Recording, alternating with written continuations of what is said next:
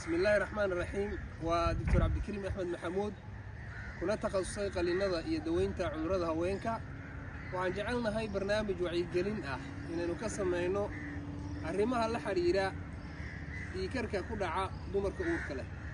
waxaanu aragnaa maalin walba dumar uur leh oo ilmahoodii uu bila dhameystay oo markaasi qaba dhiigkar nuuciisu uu yahay preeclampsia oo ah dhiigkarka ku dhaca dumarka uurka leh isla markaana aad iyo aad uga madax adeega ilmaha in laga fooliyo. waxaan rabnaa bulshada inaynu ka wacyigelino arrimaha noocaas oo kala ah. dhiigkarku waa xanuun daa ah hooyadana dhibaato badan u geysan karaya, ilmahana ku dili karaya, ilmaha ka dhigi karaya ilmo makoro ah, maskaxda dhiig ku furi karaya hooyada, sanbabaha xinjiro gaarsiin karaya, kiliyaha ka dhaawici karaya oo ka dhigi karaya kiliyaha inay shaqayn waayaan ama u baahdaan dialysis iyo arrimo kale.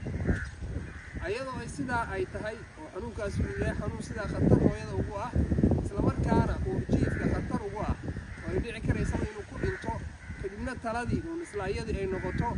waxaan jeclaystay inaan bulshada ka wacyigeliyo cabsida ay ka qabaan foolinta ilmaha laga foolinayo oo ay tahay kaliya dawo la siinayo qofkana markaasi intuu foosho si caadi uu u dhali karayo kadibna dhiigkarkani uu ka soo degi karayo oo markaasi nolol normal ah ay dhici karayso inuu qofkani ku sii noolaado. waxaa kaloo jecelahay inaan dadka gaarsiiyo dhiigkarka qaba markay dhalaan kadib inay isbitaalada ku sii xirnaadaan ilaa dhaqaatiirtu ay ka fasaxaan. waxaa yeelay dadka qaar waxaa dhici karaya dhiigkarkoodu inuu noqdo chronic hypertension oo ah maxaan ku raahdaa asagoon uur lahaynba qofka inuu dhiigkar sii qabi karayo. arrimaha noocaas oo kale ayaan waxaan jeclaystay maanta inaan bulshada ka wacyigeliyo. waad mahadsantihiin. wasalaamu calaykum waraxmatullaahi wabarakaatu.